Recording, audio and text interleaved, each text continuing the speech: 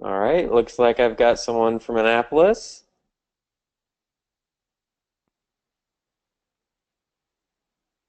Indiana as well, some West Coasters. Must have just got out of school from California. Let's see, New Jersey, Florida. All right, awesome guys. Well, thanks for jumping on. We've got um, a pretty good representation from all over the country. So happy to have you here with us. So we're all here to learn about chapter startup. So it's a big thing to take on, but it's extremely rewarding. And what we're going to talk about today is what is JSA. We'll do a deep dive into kind of what it means to be a part of JSA, what the organization's mission goals are, first steps of starting a chapter, and how to make that first chapter, those first steps actually turn into an official chapter. Writing a chapter constitution, we'll do kind of a brief description of what one of those will look like, because all of you are going to be writing these with your founders. Um, First official chapter meetings, some different best practices. We're going to talk about creating a chapter calendar for the first semester, and some common obstacles, as well as we're going to take some time to actually do some work and do some planning out for you guys, and how you're going to get your chapter started in as little as 3 weeks.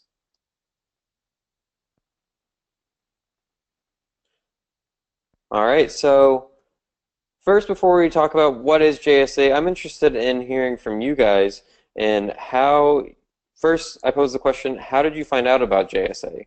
Did you maybe go to a summer program? Did a school counselor tell you about it? You went to an institute? How did you hear about JSA?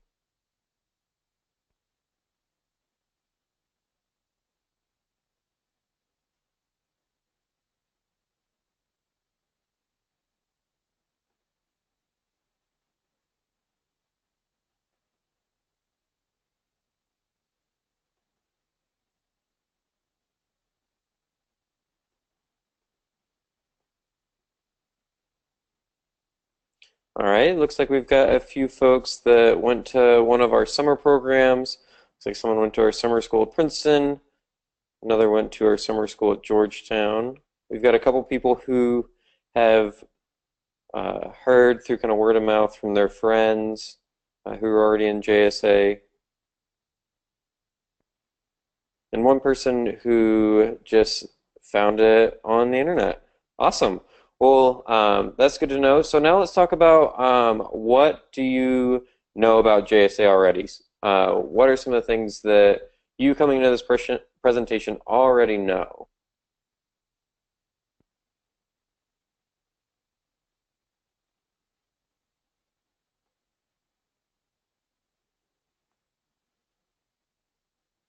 Okay, yeah. Okay, so I see JSA as a civics engagement organization.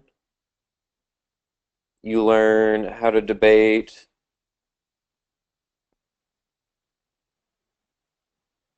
Know that it talks about politics. Okay. Oh, this is great that there's an activism component. We'll talk a little bit about that.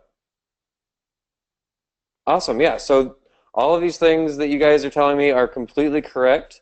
You guys kind of hit the nail on the head on some of kind of the brief introduction to what JSA is. So now let's do a little bit of a deep dive into some of the nitty-gritty details of what JSA is. So first of all, the mission of JSA is to strengthen American democracy by educating and preparing high school students for a lifelong involvement in a democratic society. So our organization isn't just about politics or talking about politics. Really what it's about is promoting involvement in your communities, learning about civic engagement and how to engage civically. So it kind of takes everything that you all said and kind of expands on it.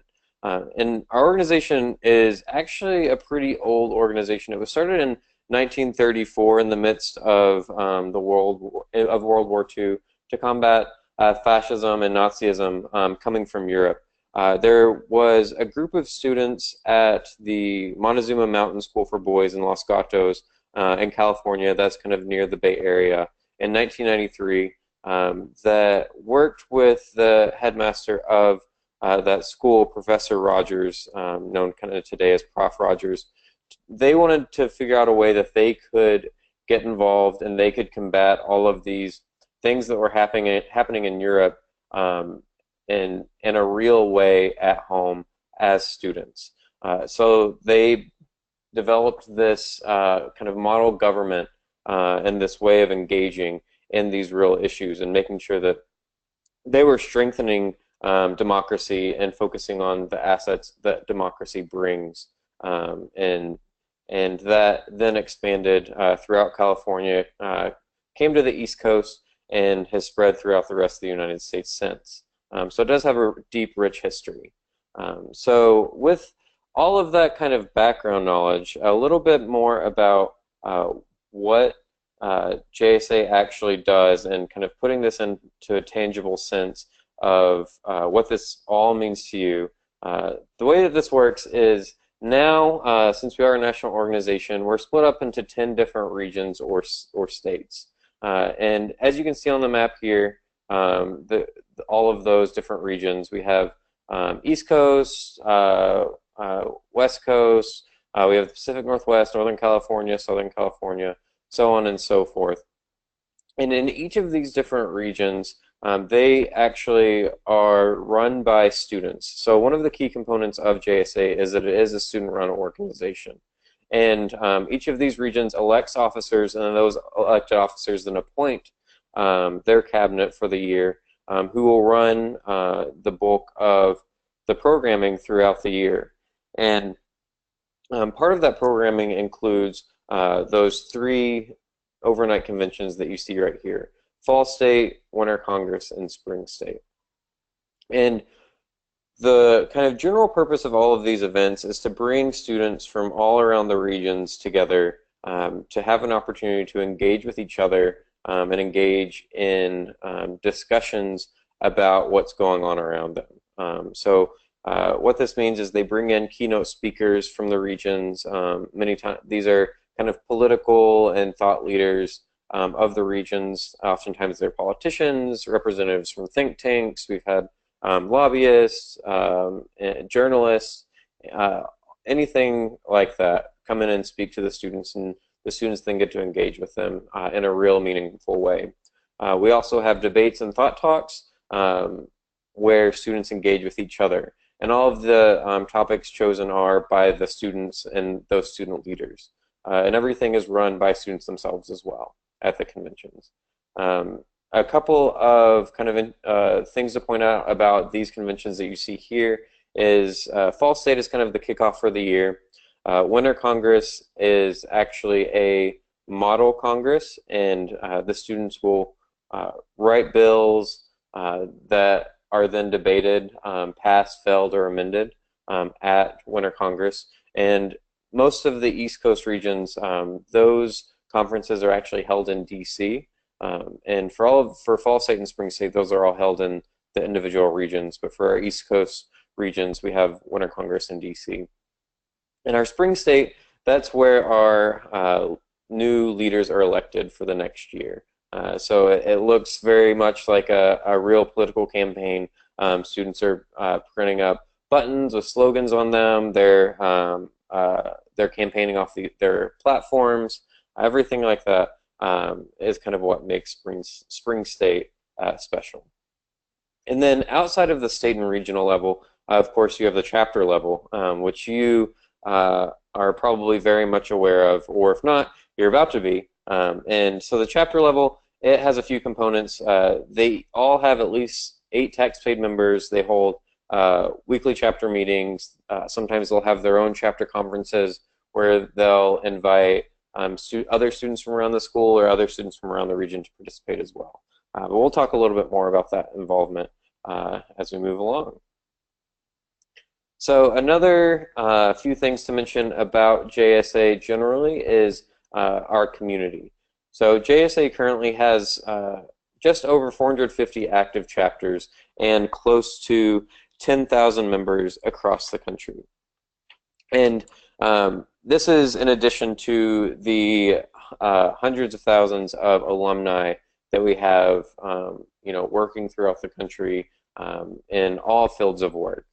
So the community is there really to engage each other, and it is rather large. So our summer programs are another way that JSA engages students and communities. It looks like a few of you attended one of our summer programs, but we have summer schools, which are 3-week programs at Princeton, Stanford, and Georgetown. Then we also have some shorter 4 to 5 day institutes at universities across the country as well. One of the things that separates JSA from other organizations than other kind of debate organizations is our activism component. So obviously it's the mission of JSA is to engage students and engage communities. So JSA students take that on themselves and will hold voter registration drives, they'll hold mock elections to engage students, debate watch parties. We have a campaign called Fight Apathy that we hold every spring, which encourages students in high schools to really think about things that they're passionate about. And it really engages students at all kind of levels and kind of points out that everyone has an opinion about something. Even if you say you're not interested in politics, you still are engaged, and it's just kind of shining a light on that.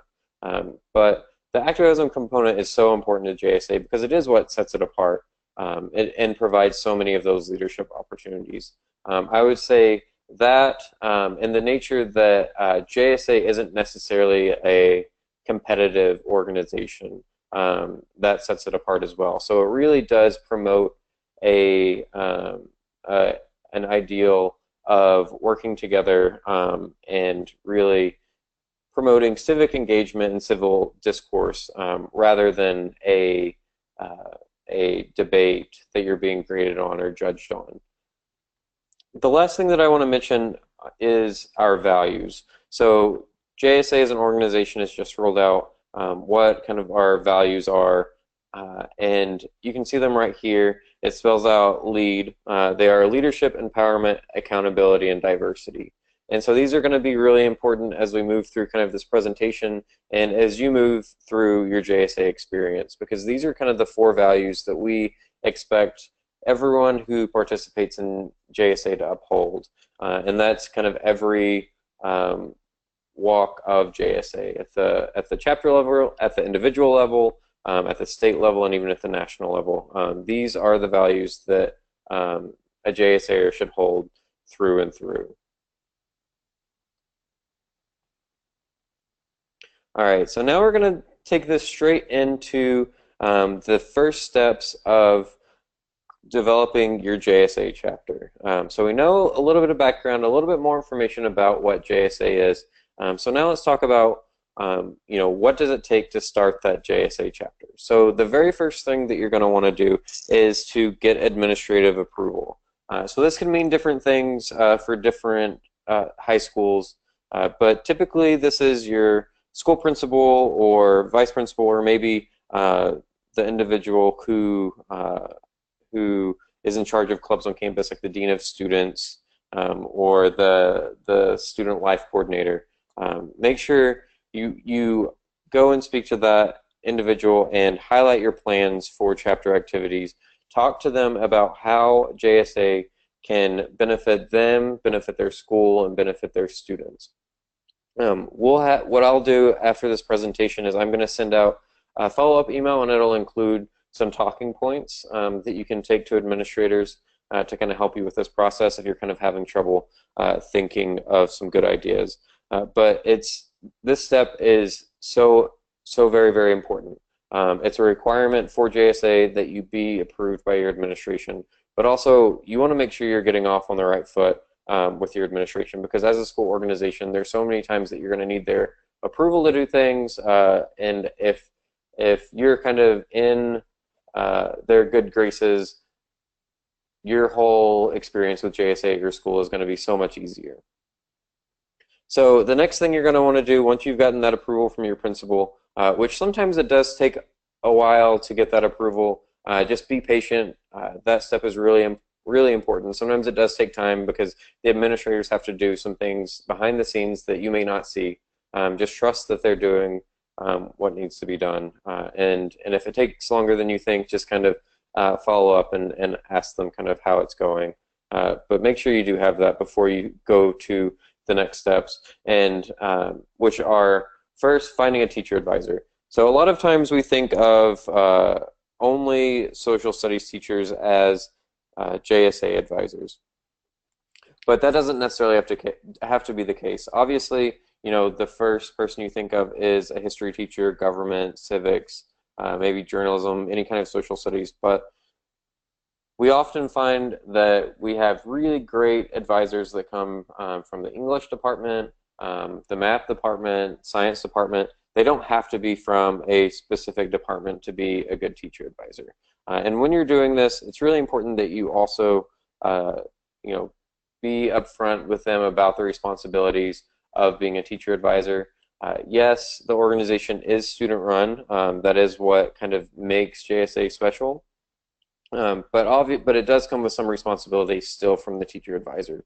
They still have to be kind of a mentor for the student leaders and the students, and they do still have to attend overnight conventions. So that's something you definitely want to mention up front to make sure that they're aware of those responsibilities. So you don't run into a situation where you know, you're 3 months in and the teacher realizes they can't fulfill the obligations because they didn't realize how large those were. The next thing you're going to do is have your founders meeting. You know, this is going to be kind of a first small meeting that you call together with folks that you've found that are really motivated to create this JSA chapter. This can be, you know, your close friends. This can be other students who are really engaged in politics, other student leaders at the school. But this is going to be where you really start to kind of plan out your year, plan out your constitution, and kind of develop the year and figure out kind of where you need to go from there, how you're going to recruit members and all of that, how you're going to have your first meeting. Because it's going to be a lot of work and you can't necessarily do it all by yourself. So the next thing you're going to want to do is recruit. Obviously, I mentioned before that you have to have 8 or more members in your chapter. So you're going to have to you know, you're going to put up flyers around the school. You're going to, you know, recruit from social studies classes, talk to teachers, see if they have any recommendations of students. But to have the chapter and to have it to be impactful, you're going to have members. So you're going to have to get out there and start talking to folks. Once all that is done, your chapter, in order for your chapter to be an official chapter recognized by the national organization, is you're going to create your chapter constitution. This is oftentimes done at that founders meeting, and we'll talk a little bit more about that constitution later on. You're going to get 7 other students to join and pay the $5 in taxes or membership dues. Those are then sent to the national office, and as well as a chapter constitution, a copy of that, to be approved by the governor and the program director. So make sure you do those 3 things to make sure that you are an official chapter. So now, writing a chapter constitution. This can be kind of a daunting process or seem a little bit daunting, but it actually, when you get down to it, it can be fun and exciting because this is going to be the bones and the structure of your constitution, or of your chapter. And what we have listed here, these are kind of the bare minimum of what your constitution should include. Of course, you can always include other things that you think may be necessary when you're doing your planning for your chapter. But make sure you include at least these, you know, 5 or 6 things. And while you're doing this, remember a few key aspects. Before you start writing, you want to set your goals. You want to think about what you want your JSA chapter to achieve, what you want to achieve personally as the group of founders, and set those goals for the long term and the short term. And make sure that those goals are kind of represented in your constitution. You want to keep it simple so that everyone can understand it, and make sure that it is very clear. You don't want any kind of gray areas because this is going to be kind of your governing document for your organization.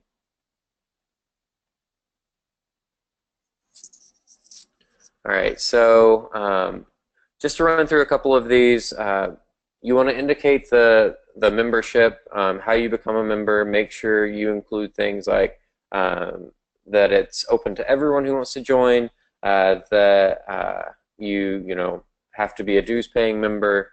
Include whatever else you think is necessary to be a member there, but make sure that it's open to everyone and inclusive, since that's one of our values. Uh, think about your officers. We'll talk about that a little bit on, but think about the work that needs to be done and who's going to do that. Specify any activities that your chapter will have, like chapter meetings, how often you'll meet, how long they'll be met, how they can be called, who shall preside on those meetings, and then last but certainly not least is how your chapter can make amendments to that document in itself and how it can be ratified. Just like the U.S. Constitution had to be ratified, this has to be ratified by your chapter, typically at the first chapter meeting.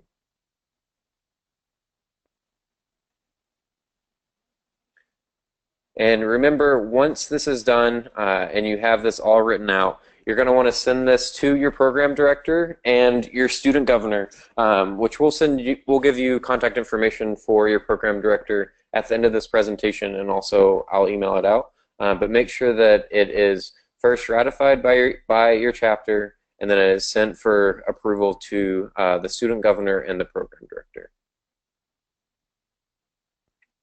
So a couple things we talked about, developing those chapter officers.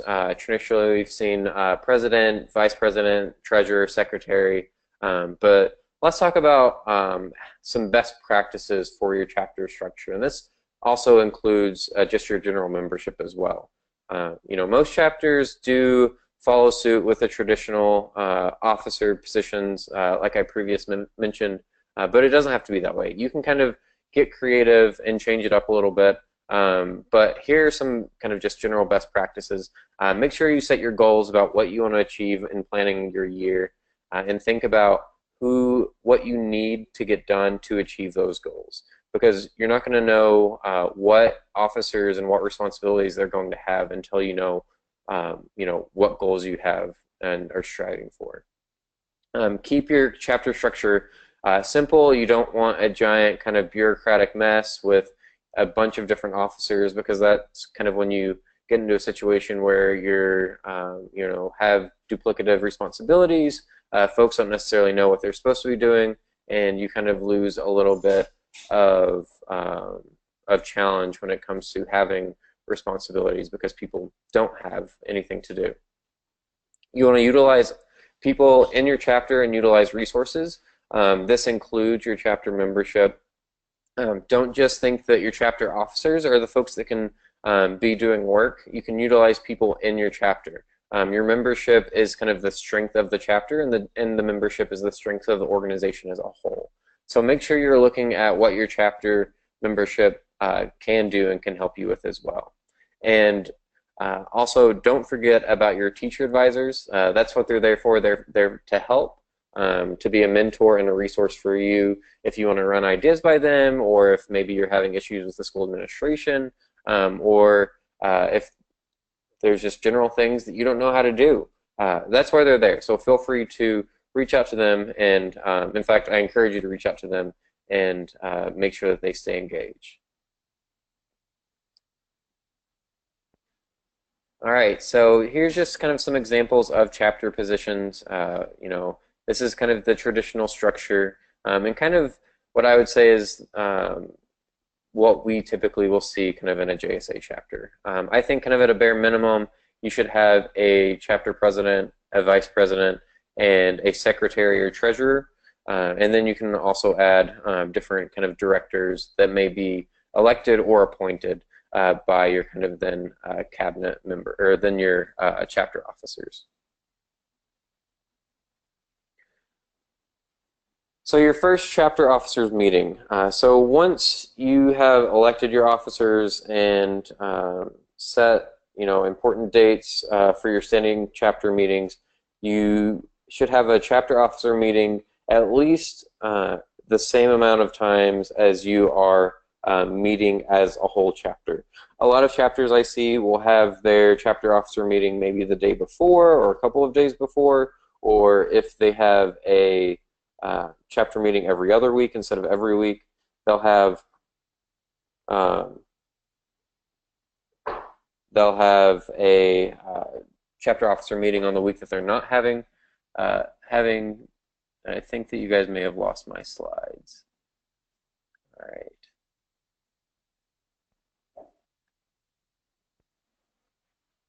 One second. Let me see if I can get these back up and running.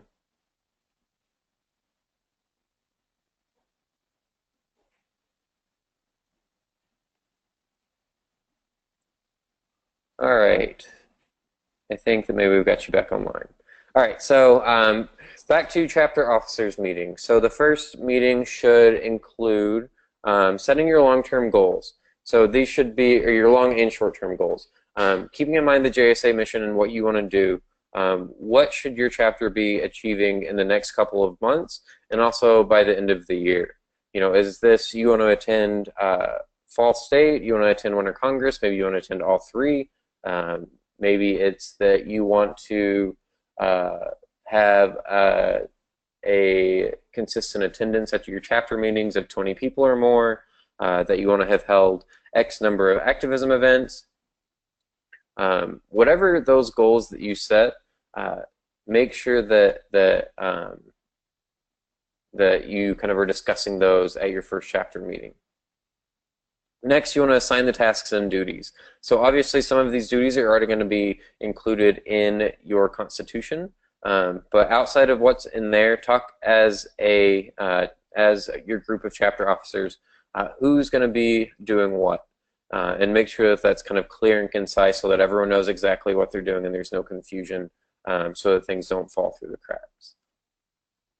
You're also going to want to talk about how to recruit and retain new members, and while you're doing that, think about why people join JSA, why people stay in JSA, and also keep in mind diversity. It's really important to have a diverse chapter because that's where you're going to get the most out of it, because it's all about sharing our own points of view, and with diversity brings a diverse set of points of views that can really kind of enlighten a lot of different folks. Also, make sure you set your meeting schedule for the semester. Make sure you know when every chapter officers meeting is, and it's not just kind of being planned on the fly. Oh, I guess we'll have a chapter meeting or a chapter officers meeting tomorrow or today. Make sure you kind of get those on the schedule so everyone knows when you're meeting and you can stay consistent with it.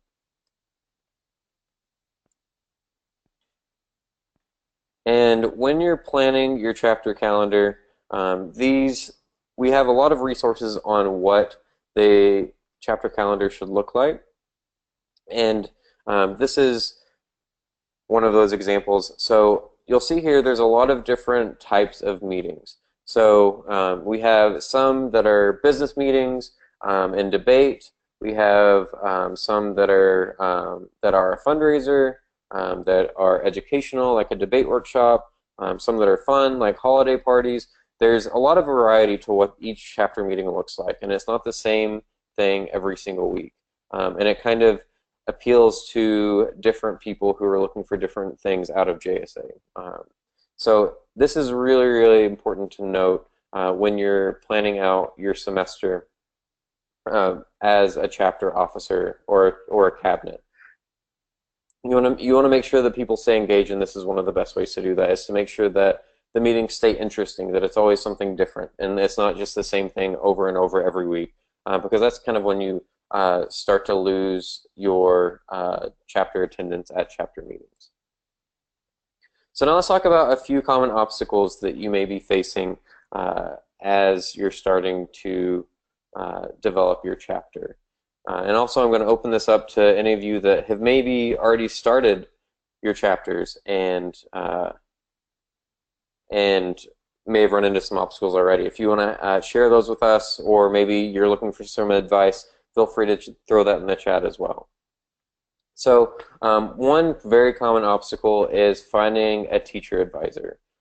You know, we hear all the time that students have asked every teacher in the school and they can't find anyone who wants to be the teacher advisor.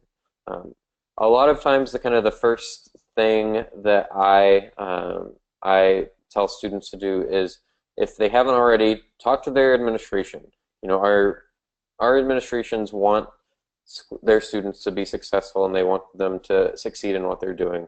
And if they have already approved the organization and see merit in JSA, it's likely that they may be able um, to encourage a teacher advisor, or maybe help you find a teacher who is more likely to participate or want to participate in JSA, and kind of just help you out in that sense in finding a teacher advisor.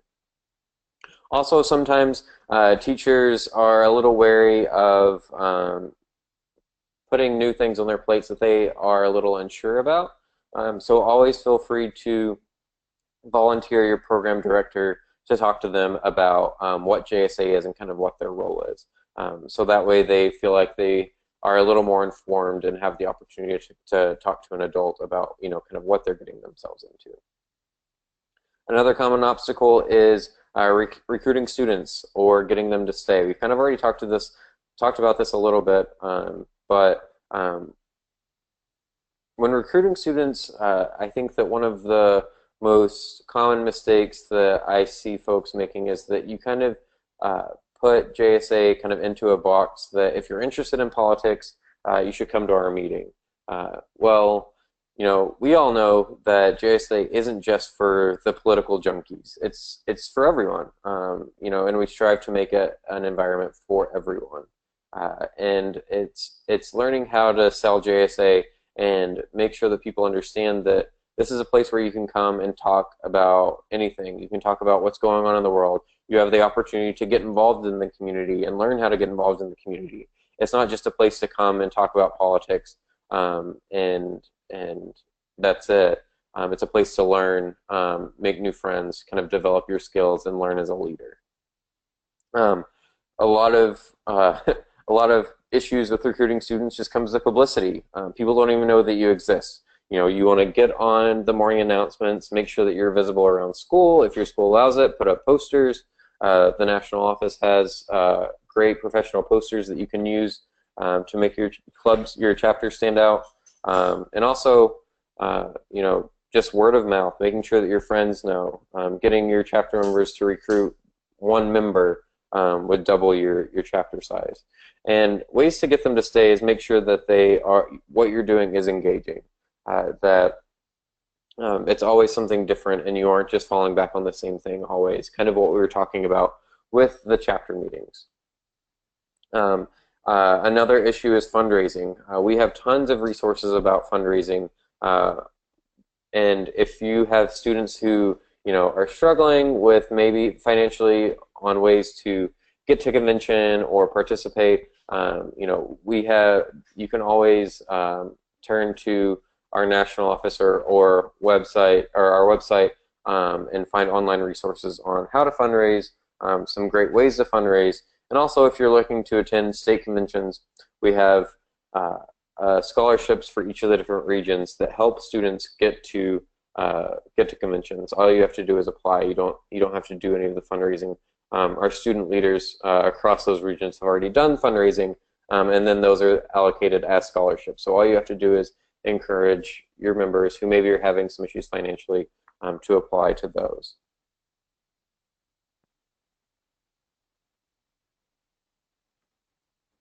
All right, so now I'm going to kind of throw it to you guys to get a little bit of work done on your own as we kind of close out the session, before we close out the session.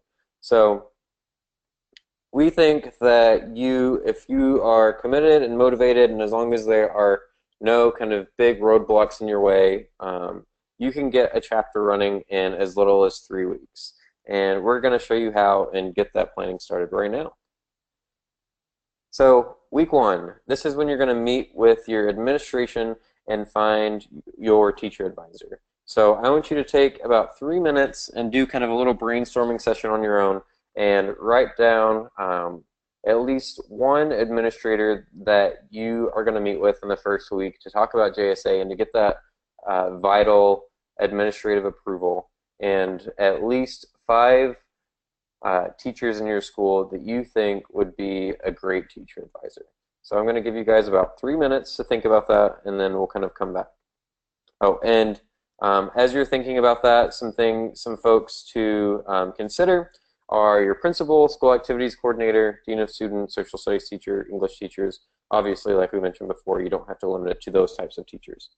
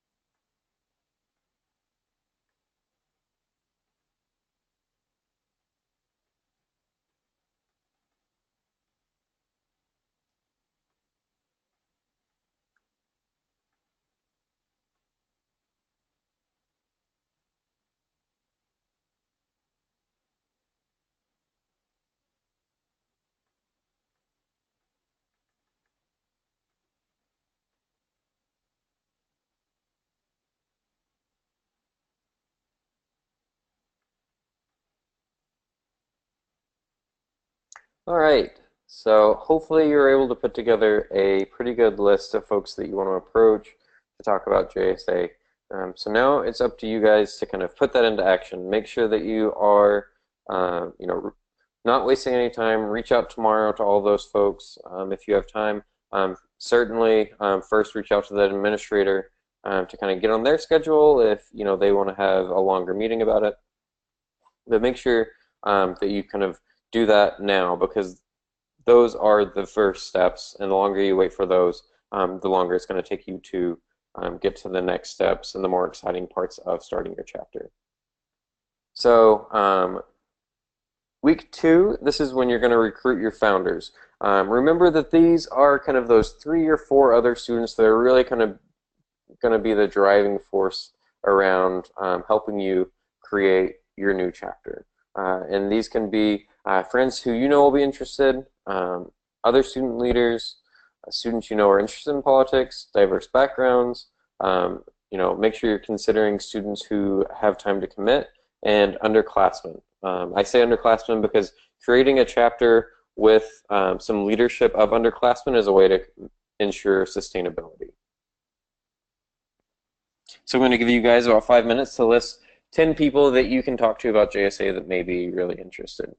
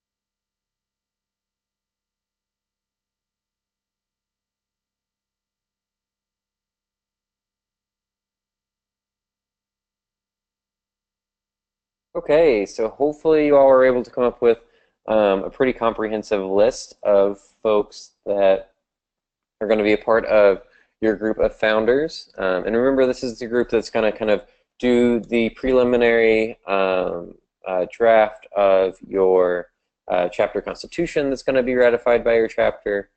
You are going to be kind of the driving force behind recruiting members and also kind of looking out to develop that first meeting and information session once you have a group of folks who are interested. All right, so this is going to take you a good amount of time in week 2, kind of recruiting all of those folks, making sure that everyone understands what JSA is. Then in week 3, this is when you're gonna have your founders meeting. You're gonna have that. You're gonna plan that information session, and you are going to recruit. So now just take a couple of minutes and think of some ways, and make sure you're writing this down so you don't forget. Think of some ways that you're planning on recruiting, and also just go ahead and just schedule your founders meeting. As Tuesday or Monday of that third week in your kind of planning phase. That way you kind of have a solid kind of goal date that you want to have all of these other things done that you can kind of strive towards. So now take some time to just think of some ways, or to one, plan that meeting, and also think of some ways to recruit new members.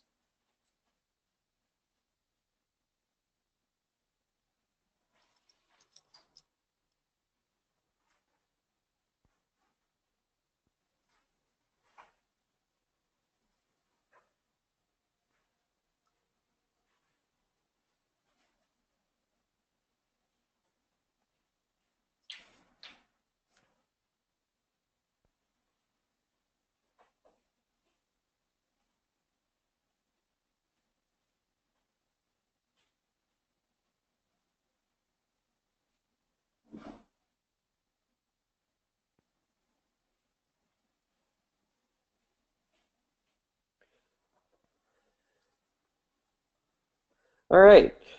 So some things to also consider, in addition to kind of your list you have there in front of you, is speak to government classes, speech classes, and history classes. Talk to them about JSA to get them interested, to get them excited. Approach other organizations. Your JSA chapter doesn't have to operate inside a vacuum. Doesn't have to be, the not work the only club not working with other clubs as well. You can talk with honor societies, debate teams, journalism classes or groups. Talk to them about JSA, because a lot of what you learn in JSA is applicable to those other organizations as well.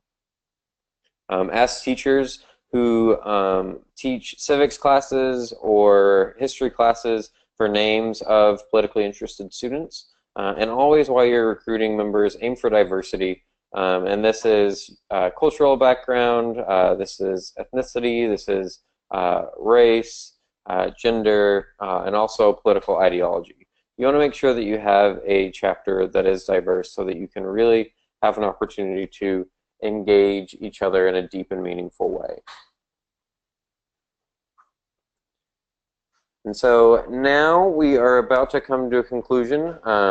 Just as a recap, we've kind of talked about the kind of top priorities that you should have in your first steps of creating your JSA chapter. You want to get the admin approval, find your teacher advisor, find your founders, and recruit new members. We went a deep dive into what JSA is.